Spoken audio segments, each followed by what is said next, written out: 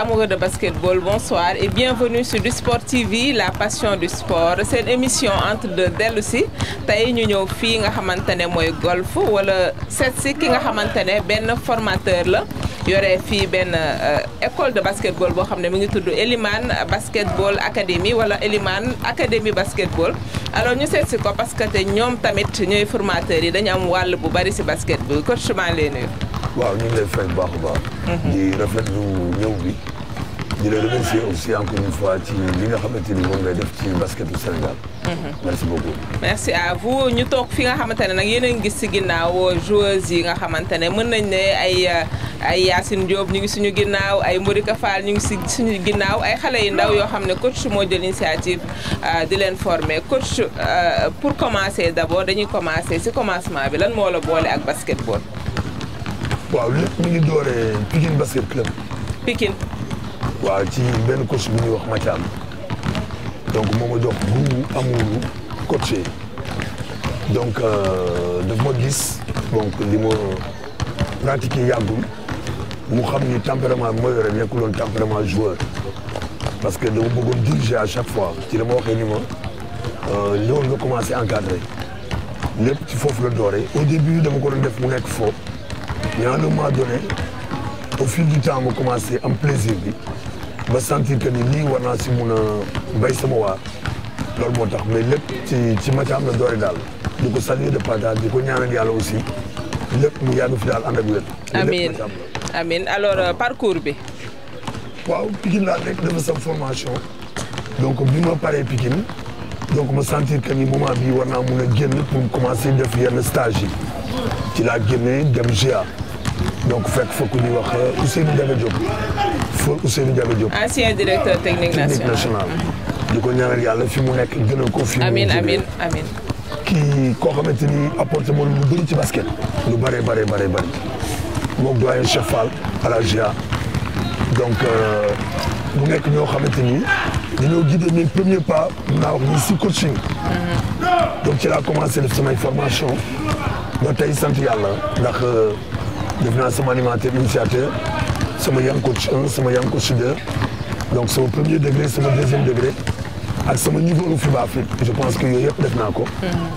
donc bi ma jógee GA ci laa dem Jaraaf donc fekk fa pas Koulibaly aussi donc nangoo ramper rek topp seen ginnaaw di jàng.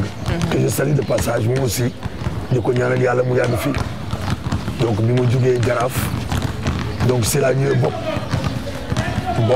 mu fekk fa Willy. fekk fu mu subondé ak Matar Ba ñoom aussi ñu dalal ma jógaat bopp dem Jaraaf ñëwaat Jaraaf yore seen équipe bi en élite première division bi équipe première division bi. mais avant boobu donc dama ñëw Guédiawaye donc yore benn équipe mooy Guédiawaye basketball beaucoup de basket académie. si laa ñëwee commencé nekk ak ñoom ba sentir que ni peut-être les relations étaient un peu tendues ma ni xaaral ma delluwaat sama centre. bi ma ñëwee ci centre bi nag si la amee contact wu waa GBA mooy président Panta Keita que je salue au passage moo ma jox opportunité wu ma wane sax li nekk ci man. ndax daf ma jox équipe assigné may objectif donc ni ma équipe bi dama ko bëgg mu yéeg en première division mais au bout de 2 ans mais ci même année ci la sentir que ni équipe bi pare na pour yéeg première division. donc l'objectif c'était pour 2 ans. donc ci même année ci la ñu yéegee. en première division waaye damay dellu si un peu si ginnaaw nga ne Guédiawaye basket club nga njëkkee. waaw. nga ne relation yi dañu xaw a tendu ñu gis tamit ne coach Elimane du toog benn place day dem di dem rek est-ce que du tempérament la wala. waaw lan moo tax foo dem tuuti rek da ngay changer feneen. je peux dire tempérament mi ngi ci caractère mi ngi ci ndax peut-être nit ñi mën nañ bañ a comprendre que ni man moom je peux dire que ni je me suis bâti seul mooy dama gëm sa bopp dama gëm ni may def te dama gëm ni tôt ou tard borom bi dina ma ci fekk si. ndax amul club bu ma dem boo xamante ni soit ay problème yoo xamante ni mën nañ ko wax si kaw moom fa jëlee li ma fay jëlee yëpp du leen lu dul des principes parce que man sama liggéey dama koy def ba mat parce que man passion laay demee mais soo naree frein sama liggéey ci loo xamante ni yow say kii personnel la je me dis que je préfère ñu tàqalikoo ci jàmm ak salaam que ma demaat nekkaat ci li ma nekkoon mais peut-être loolu mi ngi ci caractère boobu ak tempérament boobu ak bañkat bi ma doon. GBA nga nekk équipe nga nekk coach bu leen njëkk yéegal en première division fekkee jumuma. waaw alors équipe boo ko yéegalee première division dañuy xaar nga toog fa mais après quelque temps après da nga fa jógee tamit. donc bu may jógee GBA lan moo la jëlee GBA coach. GBA moom franchement du problème c'est le seul club bi nga xamante ni je peux dire que ni consentement ak entendement ak des dirigeants responsables. da ngeen waxtaan ba jubóo. correct surtout le président Pathé Keita qui salue au passage. parce que dama ñëw yéegal équipe première division donc bu ma ko yéegalee donc équipe day manque à un moment donné dama démarré championnat bi ak 2 défaites donc mais ñi ma dajeel ñoo ma mën parce que dama dajeeg Ville de Dakar dajeeg Jaraaf donc moment boobu peut-être ils avaient vu autre chose que ni Elimane nii kat peut-être il faudrait que ñu wutal ko koo xamante ni mooy liggéey moom. te man aussi boo xoolaatee même bi ma arrêté GBA dama àndaat ak équipe bi pendant 5 wala 6 journées assisté ki nga xamante ni moom lañ fi indi. muy benn Ousmane Diagne. et c'est rare nga gis entraîneur boo xamante ni dafay nangu loolu. effectivement mais li tax ma def loolu. relation de fraternité yi ma seq ak président Pathé. moo tax bëgguma woon dem nit ñi yaakaar ni ay problème moo fa jëlee. te jóge naa ci équipe bi arrêté ñu continuer di ma fay sama salaire parce que nee na ma contrat laa signé ak yow continuer di ma ko fay ba à un moment donné mënatu ma woon jël loolu parce que nangu moon di toog sama kër weer bi dee ñu may fay mais moom li mu calculé mooy signé contrat presque 1 an la saison bi jeexagul il préférait man ma continuer di jël loolu ma ne ko je préfère président ak tout le respect que je vous dois que ma toog sama centre que may ñëw chaque fin du mois di fay ko loo xamante ni liggéeyu ma ko mais franchement GBA sama club de cœur la je peux dire sama club de cœur ndax le président Pathé du dirigeant du président kooku c'est un homme boo xamante ni tey avenir nit ki moo gënal avenir am. que je salue au passage encore une fois. ñu koy nuyu ñun itam alors ku wax Elimane rek formation mooy ñëw ci xelam dafa mel ni sax formation ak encadrement xale yi moo la gënal coaching lan moo indi loolu. waaw li may wax rek même man club moo mën di dem man dama gëm défi dama la jox exemple ma jógee GBA dama dem bopp te may ñëw bopp équipe bi toog na presque une dizaine d'années play down lay joué demul play off te bi may jox équipe bi ay cadets ay juniors lañ ma jox plus quelques seniors bébé que je salue au passage ak Ndoumbe ñoo fa nekkoon ay anciens donc ñu jox ma équipe boo xamante ni tu étais obligé yow nga liggéey pour mun a fexe ba équipe boobu nga liggéey egg fi nga xamante ni moom la soxla parce que objectif la loolu maintien à 4 jours de la fin équipe bi qualifié na play-off donc mu nekk loo xamante ni man su ma dem ci équipe je préfère ma dem fu amul dara man loolu laa gëm dem fu amul dara ma jëm fa def dara. nga jëm fa def dara. waaw alors pour revenir un peu ci formation bi nga yore centre boo xam ne mu ngi tudd Elimane Académie basketball déjà genèse bi lan moo ko indi. centre bi mi ngi créé depuis je peux dire 2005 2006 2007 ñu ngi nekkoon ak APS. Parcelles. donc amoon na joueuse bu nekkoon foofu bu tudd Fatoumata Diango moom aussi. nekk na fi di basket. championne d'Afrique médaille d'argent francophonie donc ak APS da doon jàngee moom aussi mu nekkoon GA. nga nekkoon formateur am aussi. nga nekkoon mën nañu wax entraîneur personnel am loolu tamit beneen facette la si Elimane. maanaam da ngay jël benn joueuse wala joueur di ko encadrer di xool li manqué ci moom nga koy def si moom. dama gisoon talent ci moom passion ak bëgg bu mu bëggoon basket ba pare mu am profil bi ma gis ni kii mën na nekk dara mu nangoo déglu ñu di ko encadrer di ko jàppale. ba bi may jógee GA aussi dama ànd ak moom ñëw Jaraaf donc man GA la mu fekk falaa ko fekk di mooy GA mais li ko jëlee GA sa yóbbu ko Jaraaf man si laa bokk parce que dama gisoon ne année boobu c'était le moment pour mu wane nekk si moom donc jóge fa métti na parce que jël produit boo xamante ni GIA la nekkoon. doomu GIA. marchandé ko yóbbu ko. yóbbu ko si concurrent bi. waaw dafa métti mais moom xamoon na man xam naa. donc elle était un peu réticente ma ne ko nañ dem parce que liggéey rek a wóor ñu dem Pa Coulibaly yaatal ñu jàppale ñu foofu nag le talent gën a feeñ dafa la nekkee champion d'Afrique fa la nekkee médaille d'argent francophonie fa la duggee équipe nationale. donc Pa Coulibaly def lu bëri ci moom donc di ko ñaanal yàlla peut-être je sais pas ndax dafa décroché ou pas que ci li mu nekk yàlla ko ci yàlla jàppale. Amine alors pour revenir si xale yi centre bi kañ la existé gis naa ngi def fi ay affiche joueurs yi nga xam ne yaa leen formé pour nga revenir doon ñu un peu ci genèse centre bi. donc centre bi ñi mu formé bari na basketball Sénégal bi je pense que équipe première division yi ñuy wax je peux nommer je vais ak mu nekk nii rek. donc Pape Gora Samb daanaka pur produit centre bi la Pape Moussa yoo xamante mooy capitaine d'équipe bi pur produit centre bi la. donc Babacar Fara nekkoon soog a dem bopp pur produit centre bi la.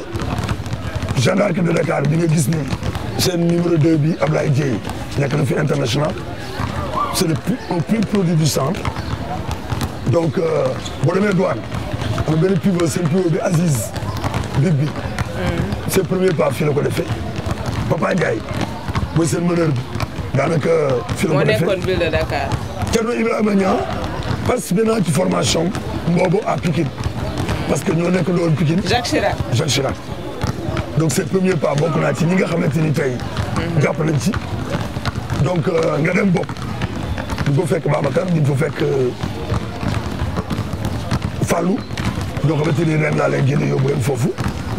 donc pour ne citer que cela pas mal de joueurs yoo xam aussi ñu ngi mën a seen talent à l'étranger Aline Petit Baye mi ngi États-Unis donc Bouba bi ngi France Touba déjà mi ngi Italie Modou Fall jaar na Asvel donc ba léegi lii sax mi ngi jàpp ci centre bi donc mën na une vingtaine yoo xamante ni tey jii. day indi li ma la bëggoon laaj mooy prochaine question bi est-ce que xale yi fii génnee ñu ngi ñëwaat di fi def seen doole di la jàppale. coup de chapeau à tous ces enfants yi nga xamante ni fii la ñu jógee Saliou Gueye di nekk tey ville de Dakar ses premiers pas fii la ko defee Didi Kane bi ngeen di dégg Didi Kane. mooy Jooma Kane. Jooma waaw. fii la jàngee basket. centre bii la jàngee basket jugee fii dem ci Mbacké Ndiaye jugee ci Mbacké Ndiaye soog a dem ci Ablaye Ndiaye doog a dem ISEC mais base am comme ni xale yi def nii fii la ko defee. fii la commencé. donc xale yi ngay wax noonu ndax ñu ngi fàttaliku camp bi signé wu ma un contrat signature sport wala dara ak ñoom dama signé benn contrat de ngor ak ñoom moo tax ñoom tey duñu jaar sama tur père lañ may wax amul ku ci def leen te du ma ko yëgal boo toogoon tuuti ñoom bala ñoo dem entraînement dañuy ñëw jël xale yi entraîné leen soog a dem les dimanches dañuy ñëw xool xale yi di ma ko demal toog ñoom ñooy jël xale yi entraînement fu may dem ñoom laay àndal la ñuy jëlee seen club pousse néew dañuy jël ay ballon ay plo ay maillot di indi ci centre di la ko indil.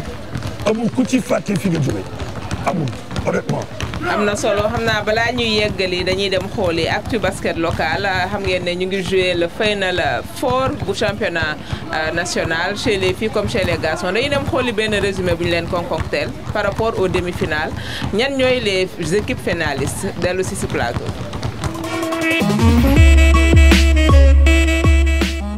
Pas de duel, mais plutôt un match à sens unique entre l'AS Douanes et le champion au titre, AS Ville de Dakar. 63-42, 21 points d'écart dans un match dominé de bout à bout par les hommes de Libas Faye, 13-3 sur la ligne des 3 points. La manche au retour est prévue ce mercredi 4 juin à partir de 18h. Ville de Dakar a une victoire d'une deuxième finale consécutive. Au cas contraire, la Belle départagera les 2 équipes. Dans l'autre demi-finale, la Jeanne d'Arc a été surpris par Guédiawaye Basket Academy 61-58. Considérés comme favoris de cette demi-finale, les JMN tombent malgré un début de match tonitruant avec un 6-0 d'entrée. GBA pourrait jouer sa première finale de championnat de son histoire cette saison en cas de deuxième victoire lors de la phase retour. La Jeanne d'Arc aura à cœur de prendre sa revanche ce mardi. Chez les dames, l'AS Ville de Dakar est la première équipe qualifiée en finale grâce à sa double victoire sur le Saint-Louis Basket Club, 63-42 à l'aller et 74-34 au retour. Les champions du Sénégal rencontrent en finale le vainqueur du match Duc GA à l'aller. C'est la Jeanne d'Arc qui a pris le dessus sur les étudiantes dimanche dernier 59-47. Une performance individuelle mérite d'être relevée dans ce match. Le double-double de l'intérieur Ndeye Sokhna Konté, auteur de 14 points et 11 rebonds. La manche retour est prometteuse ce mercredi à partir de 16h. Merci beaucoup à Fabien Olivia Diagne. Résumé boobu am solo boobu nga xam defal nañu ko ci championnat national bi alors dañuy dellu si plateau bi yeggali suñu waxtaan ak coach Elimane coach noo gisee championnat bi ren. waaw je peux dire que man li ma ko suivre sax bariwul le pourquoi dama gëj Marius Ndiaye à part sama boy di jouer ma bëgg a dem pour def benn scouting pour xool lu ñu manqué ma mën leen a woo pour wax leen ko mais xale yi comme ni mu fi nekk les mercredis. Les vendredis, les samedis et les dimanches. Donc, nous avons fait les filles. Le nombre de fois pléthorique. Il y a plus de 200 et quelques éléments de FINEC. Donc, nous FINEC de m'appeler, mais il faudrait que je pour encadrer les filles. Mais le championnat, toutes les équipes se valent. Voilà, surtout chez les garçons, chez les filles, 2 équipes à 3-10 détachés. Gis Ville de Dakar peut-être mon au top donc du top petit GA ainsi de suite mais je dis que ni war nañu liggéeyaat lu bari à la base surtout chez les filles. Chez les filles dama remarqué ni ñu bari dañu brûler ay étapes yu bari bëgg a ñëw jouer donc fondamentaux yi nga xamante ni moom la ñu war a acquérir soog a ñëw senior dafa manqué ci ñoom da ngay gis cadet. bu daan nekk cadet di jouer senior léegi c'est rare ngay gis cadet ñuy surclassé le pourquoi parce que coach yu bëri ils ne disent que l'élite ñëpp daw nañ dem ci banc senior yi naaj bu tàng bi ñi ko ñeme bariwul pour man ñooñu nekk ci kaw ils n'ont pas du mérite parce que pour lu fini lañ leen di jox mais kii ñëw 3 heures xale bi manqué daal mu jox ko daal mu soxla équipement mu jox ko équipement di liggéey moom ci bénévolat loolu doyatul lépp loo xamante ni tey jii daf ko soxla ci luy dimbali xale bi pour que mu réussir dans sa vie je dis que ni mi ngi ci donc amul kenn koo xamante ni tey jii dina ko fa fekk ca naaj bu tàng ba je pense que ñooñu am nañu mérite. alors championnat bi ren ñu def ko format bu bees ñëw na sax depuis daaw. jël playoff yi def ko ay final 8 nga gis ne équipe yi dañuy jouer tey jouer waat suba jouer waat finance est-ce que loolu yow en tant qu'encadreur pour yow lu baax. je dis que ni du ma ni baaxul mais bu doon mën a du ma ko def le pourquoi parce que hygiène de vie wu équipe yi championnat amateur lañ yore yoruñu championnat professionnel amul benn club boo xamante ni di nga déplacé ak 3 kinés wala 4 kinés boo dem stade. La diététique du sport li ñu war a lekk est-ce que au fond ñu ngi koy lekk est-ce que ñu ngi régénérer bu ñu jógee entraînement est-ce que alimentation bi war na par rapport ak joueur bi nga xam ne dafa joué tey war a joué suba est-ce que les conditions sont réunies je ne pense pas que ni war nañ ma def copier-coller mooy seetlu ñeneen di def ñu bëgg a transport du championnat bi man gisuma loolu. adapté wul waaw déedéet te aussi le championnat n'est plus attractif. Le championnat n'est plus attractif boo xoolee bool bi da fay gis ñoo xamante ni xamuñu basket mais dañoo vendre le produit avant que ñuy dem basketball Africa League bi Diamniadio moo gën a sori Passy moo gën a cher Marius Ndiaye mais tey jii foofu la nit ñi gën a dem que Marius Ndiaye lu tax c'est une très grande question le pourquoi parce que gis nga nit booy jiite dara sànniwuma xeer kenn da ngay fédéré lépp looy def da nga ciy boole tous les acteurs du basket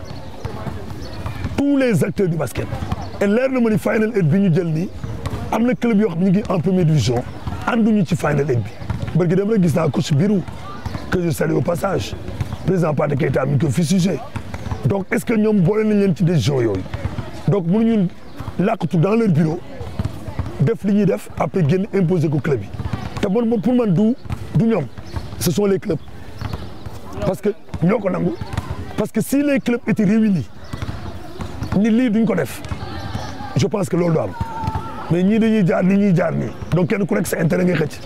mu mel ni année Afrobasket bi ñu nekk ñaari Afrobasket yi ñu ngi profilé wu chez les garçons fin août ak fii tamit est-ce que du loolu moo tax ñu bëgg a accélérer championnat bi pour ñu mën a jàll si gis nga même bu ñu koy accélérer championnat buy ñëw je pense que du dépasser 2 semaines ou 3 semaines je peux dire que mënoo ñëw léser ñi nga xamante ni peut-être def nañ préparation pré-hivernale def hivernale def seen pré-saison recruter ay joueurs fay xaalis fay entraîneur ainsi de suite ainsi de suite ainsi de suite nga ñëw ba dernier moment nga bâcler lépp mooy la ñu liggéeyal lépp c'est du peine perdue la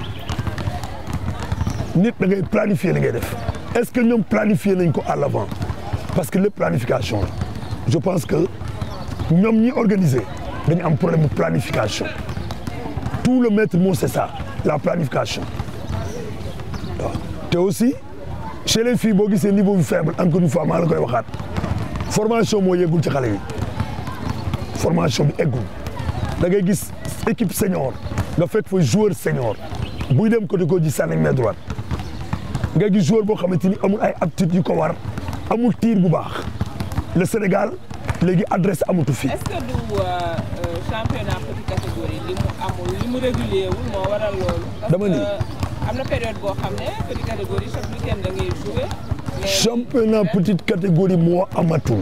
voilà le pourquoi ñun bu njëkk dañu doon jouer comme. yéen bu ngeen di former tamit te ay match amul. heureusement ba ñun au niveau de la banlieue am nañu lu ñu trouver comme solution mi ngi tudd talent banlieue que je salue Mathiam Aliou Disso Ablaye Ndiaye de passage coach Mbacké coach Bamba Ndiaye ak coach yi nga xamante ni ñoo ko initié presque tous les dimanches dañuy dajaloo def ay match tey ñu dem ci terrain bi suba ñu dem terrain bële ginnaaw suñu jël terrain bële uniquement pour lan mën a jouer ay match pour que xale yi am ay compétition au début boo xoolee xale yi lu ñu daan def dañu daan jouer coupe du Sénégal dañu daan jouer championnat aller-retour ba pare jouer coupe du maire au début loolu moo amoon xale bi daan jouer minimum 30 matchs wala 40 matchs dans ses jambes mi ngi mel ni xale bi jàng te def examen c'est la même chose compétition 2 heures de nu mu tudd 15 minutes de compétition moo ëpp solo 2 heures d'entraînement. waaw loolu dinaa daan naa dégg aussi di ko. waaw alors maa ngi koy wax léegi si équipe nationale du Sénégal ñu jëm si ñaari Afrobasket yu am importance si góor ñi comme si jigéen ñi ñu bëgg reconquérir le titre alors naka ñu gisee actuellement équipe nationale yi nga xamante ne Sénégal am na est-ce que c'est possible. Chez les garçons il y a moins de problèmes je peux dire que chez les garçons presque le produit est là problème bi chez les filles la nekk. ñun on doit se poser la question pourquoi pendant 3 demi-finales ou 3 finales d'affilée ñun Nigéria mu ñu éliminé le pourquoi question baa ngi noonu il fut des temps Sénégal mu nekk à l'apogée ci basket du Sénégal mais à un moment donné ñi ngi dégringolé. affaire dafa changé ñi ngi dégringolé le pourquoi parce que lii la ñu bëggut a la def amuñu wala boog dina am mais meuble lay doon. équipe nationale locale minime équipe nationale locale cadet équipe nationale locale junior yoo xamante ni tur bee fi nekk. te duñ dem du ñu jouer du ñu entraîner du ñu compétir coach bu ñu si nommé da lay wax nii man lañ nommé équipe nationale entraîneur équipe nationale cadet ñaata match nga def boo génnee Mauritanie ngay yem wala nga dem Guinée dama ni mën nañu am une équipe nationale locale bu solide boo xamante ni peut-être mun naa wax ni tey jii ce que je propose. Pourquoi pas ñu am des camps d'entraînement pour les meneurs des camps d'entraînement pour les ailiers des camps d'entraînement pour nos futurs tireurs am na joueurs yoo xamante ni en cadet nga leen détecter xam ni ñii ils feront partie des futurs meilleurs tireurs du Sénégal. Je vous donne le cas de Django bi mu nekk GIA il ne faisait que la défense ñoo bopp nos jeunes Jaraaf du moins pas Koulibaly xam ni kii fin tireur la Dango daana am séance d'entraînement ma lay ndoy Pa Koulibaly est venu me dire que coach kii su appliqué wu sur le tir elle fera partie de l'une des meilleures tireurs du Sénégal elle faisait minimum 1000 tirs par jour fii du ñu def camp d'entraînement des meneurs pas d'air bi du fii est-ce que sollicité nañ expertise am koo xamante ni Serigne Der que je salue au passage l'un des meilleurs meneurs d'Afrique des Aly Ngouille Niang l'un des meilleurs meneurs d'Afrique est-ce que ñi ngi xool profil yi nga xamante ni dans un de ces 4 matins war nañ xam ne ñii profil la joueur boo xamante ni dans 5 ans 6 ans war na mën a jouer équipe nationale ñun li ñu def nii est-ce que ñun war nañ ko def ñun pour man insulte la le pourquoi mu nekk insulte parce que jël benn américain naturaliser ko mu nekk sénégalais or que am na xale yoo xamante ni ñi ngi fii boo defoon li nga def ci ñoom ci américain bi je pense que dans 2 ans 3 ans di nga am ku mel ni ñoom te xale yaa ngi fi talent baa ngi fi mais liggéey bee des parce que nous à la base on n'est pas motivé ñun ñoo fi nekk di sonn on ne voit personne je peux dire sauf le président Pathé Keita exemple moom mi nga sànniwu ma kenn xeer nag parce que day ñëw à la base xool di xale yi manqué nañ bal manqué nañ maillot manqué nañ ñàngam de temps en temps mu déplacé mu ñëw mais fédération bi dañu war a am une politique sportive pour le développement du basket comment wàcc à la base Maristes boo fa ñëwee tous les dimanches day fees del pourquoi pas ñoom tous les dimanches ñu jël seen oto sillonné ñu tudd tous les centres de basket yi nga xamante ni ñoo fi nekk. jàppale leen mais doo gis kenn mais buñ la gisul gëmal li nga gëm jàpp li nga jàpp te nga xam ni tôt ou tard produit dina ñëw la preuve sa centre ñun à part Baba Tandian mosuñu gis un président fédération bu fi ñëw xamuñu ko sax mais tey jii je peux dire que ni championnat Sénégal boo ci génnewoon joueur yi centre bi génnee joueur bi centre bi génne boo ci génnewoon boo génnewoon championnat Sénégal du man lu fay des su bari de mais produit qualité lañ leen offrir. am solo alors pour des toujours si centre bi waxtu bi ñu jox léegi mu jeex lan mooy objectif centre bi gis nañ ne yaa ngi formé ay joueurs waaye dafa mel ni tamit sa xel mu ngi si créer club. waaw loolu moom ren laa ko naroon def ren laa pare woon pour engager une équipe de filles en deuxième division ndax le groupe est là j'ai une bonne graine une très bonne graine non j'ai des juniors et 2 seniors yoo xamante ni tey am nañu niveau am na ci koo xamante ni am na niveau bu jeu en D1 mais dama koy togg te ñoragul. waa kii yi duñ ñëw waa club duñ ñëw jël si ko. club bu mën di ñëw fii contrat bi ma signé ak xale yi man jël sama joueur yombul le pourquoi parce que li may def ci yow la mooy valeur yi manqué woon ci basket du Sénégal mooy ngor mooy jom mooy fulla mooy fayda mooy personnalité ak reconnaissance loolu laay def ci yow ba pare soog a ñëw pour jàngal la basket. ñu dellu si question bi maanaam ndax da nga am mbëbëtu de créer club. effectivement parce que dugal nañ papier yi je pense que incha allah bu ñu yàlla jàppalee yàggatul dinañu dégg ni exemple Elimane Académie basketball mi ngi compétir en deuxième division en petite catégorie je pense que année prochaine c'est sûr que danañ ci dugg. mais est-ce que ñaari ànd nañu. ba du mujjee yàq beneen rôle bi nga xamante ne mooy formation. du yàq dara ci formation bi du ci yàq dara ndax lu nekk dafa am heure am parce que boo gisee xale yi nii ñoom ñooy entraîné ba 19 heures le terrain dafa am lumière on s'entraîne jusqu'à 21 heures à partir de 19 heures xale yi dañuy ñibbi mag ñi ñoo fi nekk ba 21 heures donc du chevauché dara ci formation bi. et man mes produits finis en cadette greffé nañ déjà équipe junior senior bi donc les pépites yi nga xamante ni peut-être ñoom ñoo nekk formation bi ñoom ñoo fi nekk fi mu toll nii mais en garçon aussi j'ai de la très bonne graine une très bonne graine boo xamante ni tey mun naa wax ni relève ñi nga xamante ni ñoo fi jógee commencé nañ ko togg.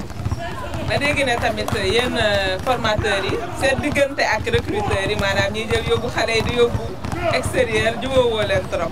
loolu ma ne woon dinaa ko laaj formateur bu ma njëkk toogal alors lan mooy problème parce que ñoom dañuy jëw daa mel ni jaaree ci suuf fekk joueur boo xamante ne il est prometteur ñu wax ak moom wax ay mbokkam yóbbu ko an alors que ku koy formé sax du ko yëg. non du ñu mën a jubóo parce que dafa am ñaari responsabilité la première c'est responsabilité xale bi d'abord xale bi deuxième responsabilité mooy responsabilité parent bi troisième bi joueur bi soog a ñëw parce que xale bi je pense que moom dafa am ngoro xam ni kan nekkoon ci naaj bi ba dara dul dara. mais boobu xale la rek. xale la mais à bas âge ngay inculquer loolu ci moom tey ci suba rek j'ai vécu l'expérience tey ci suba kese benn joueur laa àndal di dem dugg ci boutique bi am lu may jënd génn ndekete am na ku koy repérer mu jël numéro téléphone am woo ko ne ko dama bëggoon fekkee ngoon defoo dara nga ñëw sama terrain munu ko la laa fay munu ko dafa may munu ko non boo ma soxlaa wóor sama entraîneur le pourquoi parce que loolu laa def ci moom parent bi bu dara dul dara danaa la xale bi sa doom la bu dara commencé feeñ mu woon la ginnaaw. min ngeen lool de min ngeen loolu yéen. non loolu am fi mu toll nii doyatul nag. mais dëkk bee metti nag dañuy bëgg seen doom yi voyage. mën na nekk mais lépp jaarale ko ci parce que ñun amuñu intérêt pour téye xale bi. gis nga boo ñëwoon tey jii gis solo joueur ñun ñu gis intérêt xale bi moom la ñu mettre en valeur xale bi dooñu ko fi dara mais jaaral fi nga war a jaar parce que loolu boo ko defee yaa ngi jàngal xale bi wor. mooy demal wor sa entraîneur. c'est-à-dire que au lieu nga inculquer ko ay valeur yaa ngi koy pousser à ce que mu commencé wor. ki nga xamante ne peut-être moom mooy jël un produit fini sans pour autant mu jaar ci entraîneur bi wala mu jaar ci parent bi kooku je pense que dafa rey nit koo xamante ni tey mun naa wax ni ñu ngi dund. ñu ngi mel dafa jël paaka poignardé ko mooy la mu def dafa nekk loo xamante ni tey jii moom ci boppam lépp lu mu lekk ci xale bi àq lay doon. au-delà de wor bi ngay wax xale yi ñuy yóbbu teel fekk cadet lañ minime lañ fekk ñoroguñu est-ce que loolu bokkul si li ñu ne mooy wàccee niveau wu Sénégal bi wala lu koy defar la. xale yu bëri bu ñu demee duñ jouer xale yu bëri dañuy ñibbisiwaat des joueurs prometteurs wala bu ñu demee nekk si leneen dañ lay nax ba yóbbu parce que xale yi ñoom dem rek la ñuy gis mais bu ñu yeggee conditions yi nga xamante ni peut-être moom lañ lay waxoon mën nañ ko bañ a fekk. wala suivi bi ci war mën na bañ a am. donc je peux dire que les responsabilités sont partagées. coach xam naa temps bi jeex na kontaanoon naa trop pour jàkkaarloo ak yow si émission bi alors di la bàyyi rek nga tàggu ñu doon seetaan. waaw di la remercier de passage ndax yow wala yow du tey démb la. démb la waaw. donc démb la sa jaraaf. sa jaraaf il faut ma sànni tuuti xeer nga nekkoon sama joueur basket. donc ku correct ku discipliné ku am yar. merci beaucoup ku am teggin pour respecter doomu aadama ku am charisme donc lii nii bettuma donc bi ma sollicité dafay mel ni que da nga ñibbi si waat sa kër te nga xam ni centre bi sa centre la te tey jii tey bu ñu amoon motivation benn pour jàppale xale yi yokk nga ñu motivation ndax gën nga wane liggéey bi nga xamante ni moom la ñuy def fii gën nga wane li nga xamante ni peut-être moom mooy xar kanamu centre di ñaanal yàlla waa di sport chaîne bu mag bi chaîne bi nga xamante ni peut-être mun naa ni tey jii amul ku fay laam-laamee waaw xale yi sax dama leen ko dama naa leen bu ngeen di suivre leen émission des sports mais pourquoi di sport parce que lu ngeen soxla ci basket bu ngeen dee fàtte donc ngeen def liggéey bu mucc ayib di demander aux autorités ñu appuyer leen ndax tey jii di ñu lim seen sport Sénégal c'est li nga mujjee wax am na solo trop coach. xam naa dirigeant yi tam bu ñu la déggee nee na dëggantaan. c'est un cri du cœur. dama koy demander solennellement au ministère des sports li nga xamante ni moom ñaan ci sport Sénégal que mu gëstu leen. ndax bu leen gëstoo sport Sénégal dina yegg foo xamante ni tey jii waxatuñ ko heure bi mu fi ñëw naan ñi. añuloo nekk si àll bi dawal sa essence kenn jox la dërëm uniquement pour lan le développement du basketball Sénégal lan nga ci gagné dara pour xale yi te am na ñoo xamante ni ñu ngi toog seen bureau di gagné loo xamante ni tey jii moo ëpp téeméeri junni yow li ngay gagné te ñoom defuñu sport bi sans franc waaw loolu la ku nekk ak sa rôle di Sport TV la ñu wax la passion du sport ñu nekk la vitrine du sport sénégalais lii moo nekkoon seen émission entre deux bu tey di leen remercier ci teewlu bi di gërëm équipe technique bi ma àndal Amadou Ngam ak Khalil Ndiaye alors di leen jox rendez-vous prochainement ci beneen numéro entre deux.